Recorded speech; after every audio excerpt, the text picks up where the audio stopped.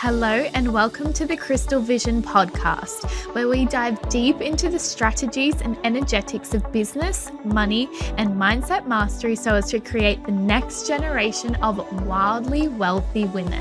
My name is Olivia Clare and I'm a serial entrepreneur who is obsessed with giving you all of the tools that you need to create your crystal clear vision of success.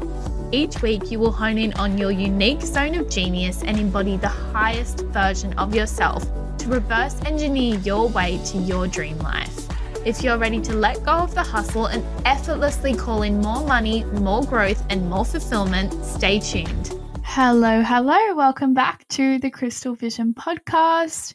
It's me, Olivia Clare, your host, and today I'm answering your questions. This one specifically related to ending relationships that no longer serve you. Oh, bit of a juicy one today. So this question came in from a Q&A box I put up on Instagram, which, by the way, thank you so much for answering that box and giving me podcast episode ideas. I absolutely love answering your questions, so keep it coming. And this is, about ending relationships that no longer serves you. The question was actually about breakups and situationships ending. But I think overall, there's friendship breakups, right? There's, needing to no longer have communication with family members. And so I think ending relationships that no longer serves you can really apply to all the different types of relationships we may have, even relationships with ourselves or relationships with habits that we might have. So that's kind of how I want to approach this episode. And I want to start by first of all saying, if you are in this situation, it's tough. So it's so important to give yourself some grace and really feel through your emotions. There's absolutely no way you're going to know what to do, how to handle your situation, what actions to take if you don't let yourself feel through it first, because then your body or your mind will likely just be responding to flight or fight. So you may want to avoid the situation completely. That's my personal favorite. I usually run away, don't think about it. It's not there in my brain. That's complete avoidance, which is a flight mechanism. Or you want to really sit and dwell in it and feel awful and just cry and not actually deal with it, or I guess productively deal with it. You kind of spiral and keep getting more and more angry or upset or whatever it is, and that's fighting with it. So give yourself some grace, give yourself some time and some space to process your emotions, and in whatever way that really works for you. That might be a walk, that might be meditating, might be journaling.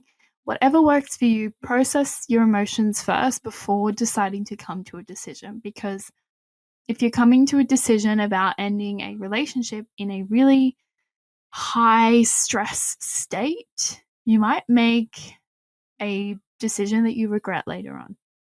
Which, by the way, there's nothing wrong with regret. I don't believe in a right or a wrong choice. And as much as we don't want to make decisions that we will regret, I think it's more important to make a decision than to sit in the not knowing.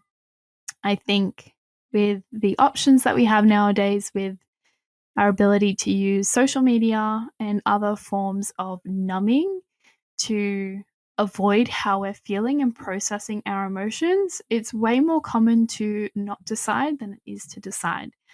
And if we really want to live a valuable life that is extremely rewarding, we need to get better at making decisions and making them faster and quicker.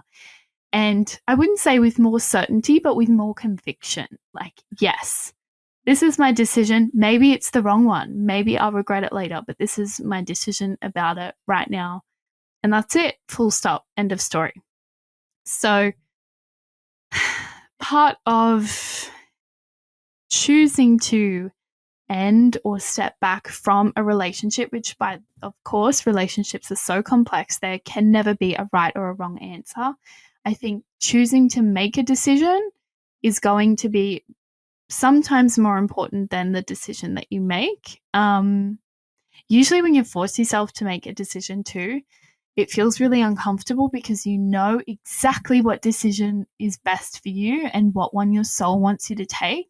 And in not making that decision, you get to stay comfortable. You don't really have to deal with that discomfort of ending something that's no longer serving you. You can make the decision. You can regret the decision later. You can make the decision again. I believe that one of my best pieces of advice when it comes to ending a relationship that no longer serves you really comes from that last part, is knowing whether it serves you or not. Just because a friendship is really fun or a romantic relationship is really comfortable or a family relationship is too painful to end, it doesn't mean that it's still serving you to be there. Just because something's fun. For example, you may have a group of friends that you hang out with and you guys see each other every weekend and you have a lot of fun and you drink together, you party together. That's like your guys' thing. And you might get to a point where you think, I don't really know if all this drinking, all this partying is serving me at this point. And even though spending time with them and doing those things is really fun, it doesn't mean that it is something that you either want to continue in the future or, it might just be something that you're ready to give up. And so that's the question, is like, is it serving you? Whether it's fun, whether it's painful, pain doesn't serve you either. If you're in a toxic relationship and you're really used to the ups and downs and that's now your like comfort level, right? Is like constantly being up and then down and up and down. That's not serving you either. You need to release that. So really come from the perspective of not what do I want, but what does future me want? What will serve me or what doesn't serve me? Another very specific tip or piece of advice when it comes to knowing whether a relationship, in whatever sense of the word, with someone is good for your soul, so to speak, or serving you versus not serving you, is how you feel once you leave that gathering. So if you leave say you have a coffee date with a friend, if you leave that coffee date feeling drained, thinking, oh my goodness, all she did was complain for the last 2 hours. She told me all about her life. She didn't ask me any questions. I'm so drained. I'm so tired. And I feel like I need to take a nap and just completely unwind from that outing. That is likely not serving you. When you have an outing with a friend or a romantic relationship or family time and it feels energizing, you leave it thinking, oh, that was so fun. I'm so glad we caught up. I had the best time. They always bring out the best in me. That is serving you. Okay. So it's really about who you want to be around these people. I love this piece of advice. I think I heard it. I must have saw it in a movie or something when I was younger, but it's really, does being with this person make you a better person? Does it make you more confident, more purposeful, more aligned, more in flow? And again, this is not black and white. Being with my current boyfriend, we had a lot of issues because he really sees the world in a different way. And at first I thought that was a threat, and it was really a threat to my ego and to my worldview. And now I see it as such an opportunity for me to have a different perspective on so many different things. And if it wasn't for him, I don't know if I'd even like the beach. Guys, I want to live by the ocean. I'm so obsessed with it. But when we first started dating, he was really a beach guy.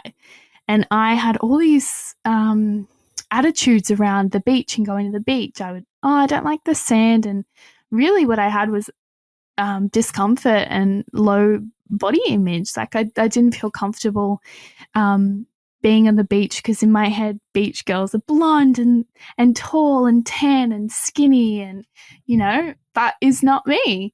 And so I had all these ideas about what it meant to be someone who enjoyed going to the beach. And when he was a beach person, he liked going to the beach. I thought, oh, well, I'm not like that. So that means that we're not a good fit, or that really triggers like who I think that he thinks he should be with, if that makes sense. And once I did lots of therapy and my own spiritual awakening, I can now realize that all the times that he took me to the beach, like, I'm so thankful because now I have such a connection with the ocean and I love the beach and I love going in my swimsuit and rolling around on the sand and pretending I'm a mermaid in the ocean. So I don't even know where I started with that. But what I was saying is are you a better person? And do they encourage you to think about things differently, even if it is challenging? That can be a good thing. Are you more confident? Are you more purposeful? Are you nicer? Are you more relaxed? Or are you more jealous, more stressed, losing sleep, more angry, more frustrated, more sensitive, right?